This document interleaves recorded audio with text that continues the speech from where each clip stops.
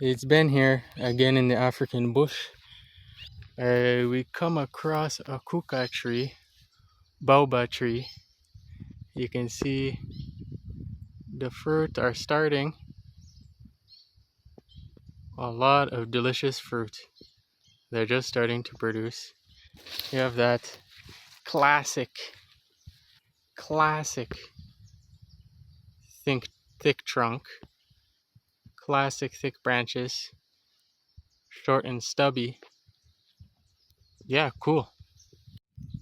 Here is one of the discarded old fruit of the baobab tree.